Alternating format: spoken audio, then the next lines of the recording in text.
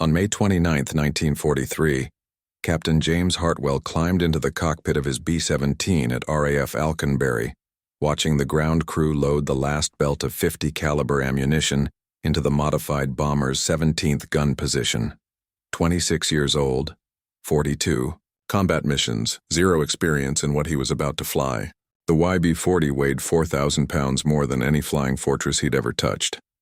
In the 3 months before May, the 8th Air Force had lost 173 B-17s over Europe. Without long-range fighter escorts, German interceptors massacred bomber formations on the return leg from targets deep in the Reich. Focke-Wulf 190s attacked from 12 o'clock high, where B-17 nose guns couldn't track fast enough. Messerschmitt 109s dove through formations, picking off stragglers who fell behind. Crews called it the gauntlet. Half didn't make 25 missions. The solution seemed obvious. If fighters couldn't escort bombers all the way to Germany and back, turn a bomber into a fighter. Army Air Force's engineers stripped everything from a B-17F that didn't shoot. Bombs gone. The bombardier station converted to a twin 50 caliber Chin Turret, a second dorsal turret installed behind the radio room. Single waist guns replaced with twin mounts. Cheek guns added to the forward fuselage. Ammunition capacity tripled to 11,275 rounds. Additional armor plating welded to crew positions. 16 50 caliber machine guns on one aircraft. They called it the YB-40, the Flying Destroyer. Douglas Aircraft in Tulsa completed 12 conversions by March. The 92nd Bombardment Group at Alconbury received them in early May. Colonel William Reed selected 7 crews to fly the first combat test. Hartwell got aircraft 42-5738. His crew called it Hedgehog. The weight made everything wrong. Standard B-17Fs climbed to 20,000 feet in 25 minutes. The YB-40 needed 48. The control yoke felt different, heavier. The aircraft commander who test-flown it at Wright Field told Hartwell the center of gravity sat wrong with all that ammunition behind the bomb bay. But the guns. Hartwell had never seen firepower like this on a bomber. The Chin Turret alone could shred a Focke-Wulf before it closed to firing range. Every approach vector covered, every angle of attack met with overlapping fields of fire. The mission brief was simple: escort the main formation to Saint-Nazaire, attack the submarine pens. 7 YB-40s positioned in the most vulnerable spots: low squadron, trail element, anywhere German fighters loved to hunt. Hartwell started the engines at 125 p.m. All 4 Wright Cyclones ran smooth. The control tower cleared them for takeoff at 150. Hedgehog rolled down the runway with 168 other B-17s following. Target time, 4 hours p.m. The gauntlet. The formation reached the French coast at 3:30. Flak bursts dotted the sky over Guernsey. Radio chatter confirmed German fighters scrambling from airfields near Rennes. Hartwell's flight engineer reported fuel consumption tracking higher than briefed. The YB-40 burned more gas climbing to altitude. Saint-Nazaire appeared through broken clouds at 4:02 p.m. The main formation dropped their bombs and turned for home. Empty B-17Fs climbed faster, accelerated quicker. Hartwell pushed the throttles forward. Hedgehog started falling behind. The standard B-17s pulled away at 160 miles per hour. Hartwell had the throttles at maximum continuous power. Hedgehog managed 148. His flight engineer climbed down from the top turret. Technical Sergeant Paul Morrison, 31 years old, checked the engine instruments and shook his head. Number 3 cylinder head temperature climbing into the red. The extra weight and drag made the Cyclones work harder than they were designed for. Morrison throttled back number 3 engine before it overheated. Hedgehog slowed to 142 miles per hour. The main formation was 3 miles ahead now, then 4 miles. Hartwell could see the other 6 YB-40s struggling at the rear of their assigned groups, every one of them falling behind. The radio operator called from the waist. Staff Sergeant Frank Delaney had spotted contrails at 4 o'clock high. German, fighters climbing to intercept, Focke-Wulf 190s from Jagdgeschwader 2 based at Vanna, 6 aircraft, maybe 8. They were hunting stragglers. Hartwell keyed the intercom. All gunners track targets. The ball turret rotated smoothly. The first Focke-Wulf dove at 5 o'clock, range 1,200 yards. The tail gunner opened fire at 800. Tracer rounds walked toward the diving fighter. The German pilot broke left and climbed away without firing. The second attack came from 11 o'clock high. 2 Focke-Wulfs in trail formation. The Chin Turret gunner tracked the lead aircraft and fired a 4-second burst. 50 caliber rounds stitched across the FW-190's engine cowling. Black smoke poured from the fighter. It rolled inverted and dove toward the channel. Delaney confirmed the kill from the waist position. The second Focke-Wulf broke off the attack. For 6 minutes, the YB-40's firepower worked exactly as designed. 3 more German fighters approached. 3 more attacks broke off early. The overlapping fields of fire from 16 guns created a wall of lead no pilot wanted to penetrate. But Hedgehog was still slowing down. The main formation was 6 miles ahead now, then 7. Hartwell could barely see the bomber stream against the afternoon sky. Morrison reported fuel state. They'd burned 800 gallons more than briefed during the climb and combat. At this power setting, they had 90 minutes to reach Alconbury. The formation would be on the ground in 70. Another pair of Focke-Wulfs appeared at 2 o'clock. These pilots didn't break off. They'd figured out the YB-40 couldn't keep up, couldn't run. The German fighters circled at a distance, waiting for the bomber to fall farther behind, waiting for the right moment to attack from multiple vectors simultaneously. Hartwell pushed the throttles forward again. Number 3 engine temperature climbed back into the red.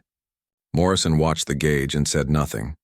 The escort bomber with 16 guns had become the target it was supposed to protect. The target. The attack came at 4:43 p.m.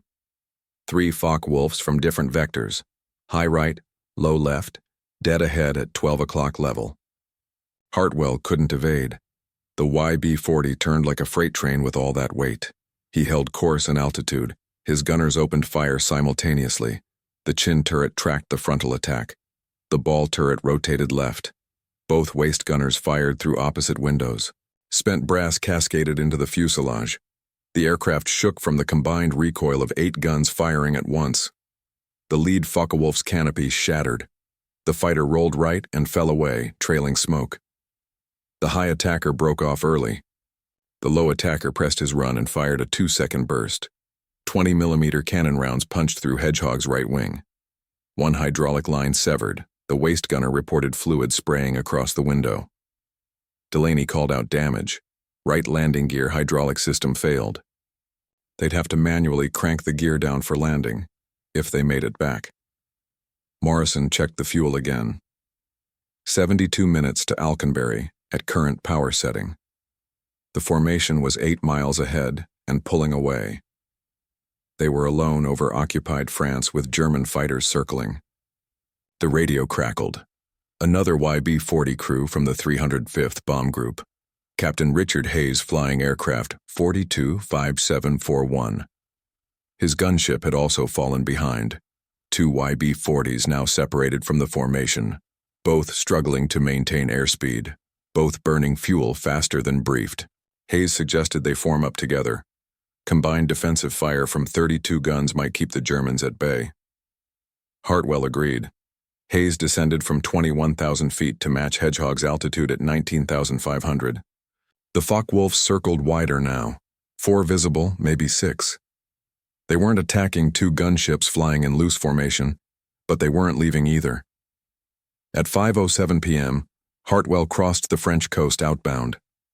The channel stretched gray and empty below. 53 miles to the English coast, 41 minutes flying time at their current ground speed. Number 3 engine was running hot. Morrison had pulled the power back twice already. They couldn't maintain altitude much longer. Hedgehog descended through 19,000 feet. 18,800, 18,600. Hayes radioed that his number 2 engine oil pressure was dropping. He throttled it back to prevent seizure. His YB-40 slowed to 138 miles per hour. Both aircraft were struggling. Both crews watching fuel gauges tick toward empty. Both hoping the German fighters wouldn't follow them over water.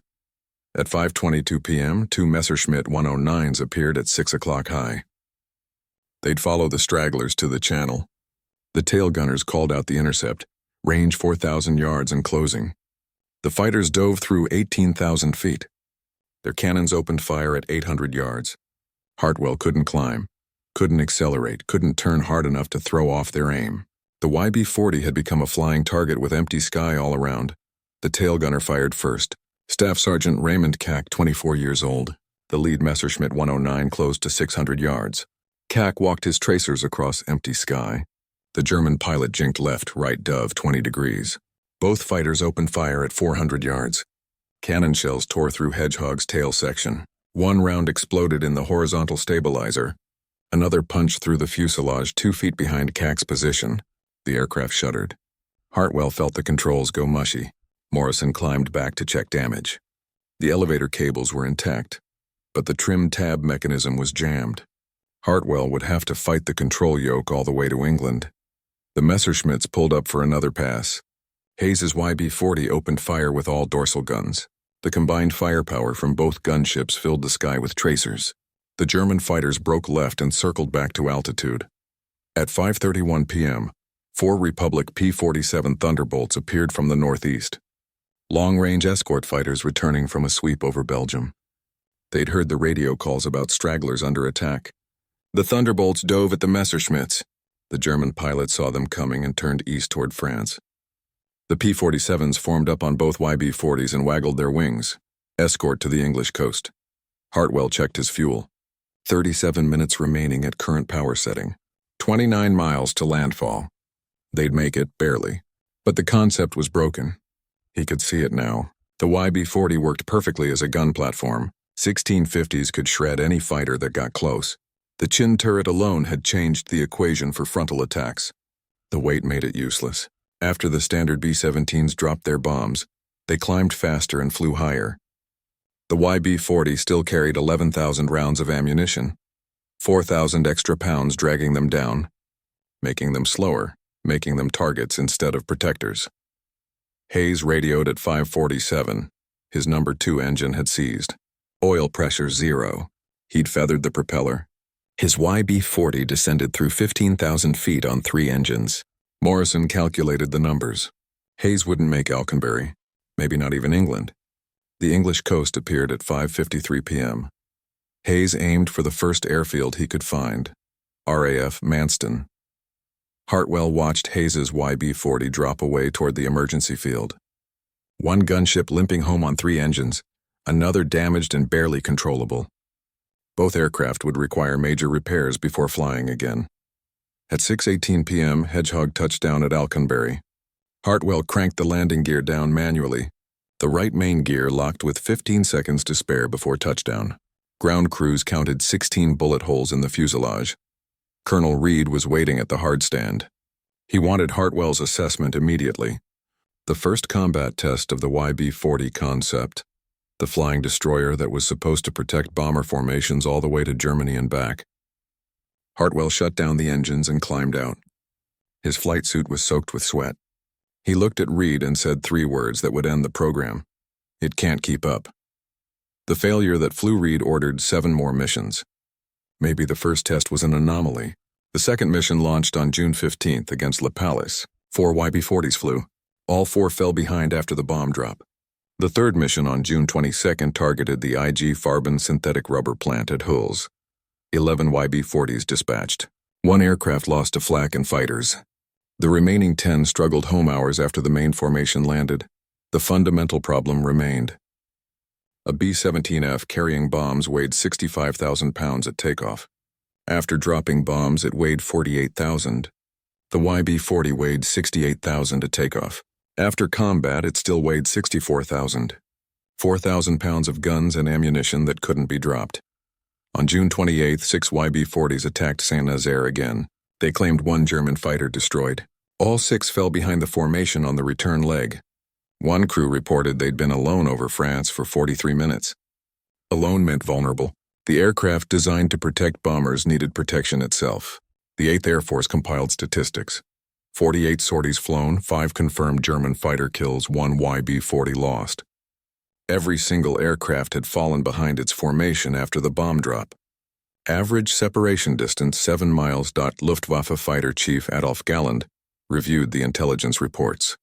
German pilots had figured out the YB-40s quickly. The heavily armed bombers looked different. Easy targets that couldn't run. On July 29th, the last two YB-40s flew their final combat mission. Target U-boat yards at Kiel. Both aircraft fell behind. Both required fighter escort to reach England. In August, General Karl Spaatz canceled the program. The 12 surviving YB-40s returned to the United States in November. The concept died after 3 months of combat testing. The Army Air Forces had spent $469,000 per aircraft on the conversions, $5.6 million for a weapon system that made bombers more vulnerable instead of safer. But one piece of the YB-40 survived. One innovation that worked perfectly. The modification that would save thousands of bomber crews before the war ended. Engineers at Wright Field studied the combat reports carefully. They noticed something. Every YB-40 that engaged fighters from the front stopped the attack. The Chin Turret changed everything. 250 caliber guns firing forward with a clear field of fire. No convergence problems, no blind spots at 12 o'clock high. That turret design went to Boeing immediately. The Bendix Chin Turret from the YB-40 program entered production in September 1943. German pilots who'd grown comfortable with head-on passes suddenly faced concentrated fire they couldn't avoid. Combat reports from November showed the change. The 91st Bomb Group flew B-17Fs with Chin Turrets on a mission to Gelsenkirchen. 12 frontal attacks. 10 broke off early. 0 bombers lost to frontal attacks. Boeing incorporated the Chin Turret into the B-17G production model. The first aircraft rolled off the line in December 1943. The G model became the definitive Flying Fortress. The factories delivered 8,680 B-17Gs. Before production ended in April 1945, every single aircraft carried the Chin Turret that started on the failed YB-40, programmed 8th Air Force. Statisticians calculated the overall impact. The Chin Turret reduced bomber losses to frontal attacks by 71%. The YB-40 program lasted 3 months, flew 48 combat sorties, cost $5.6 million, and failed completely as an escort concept.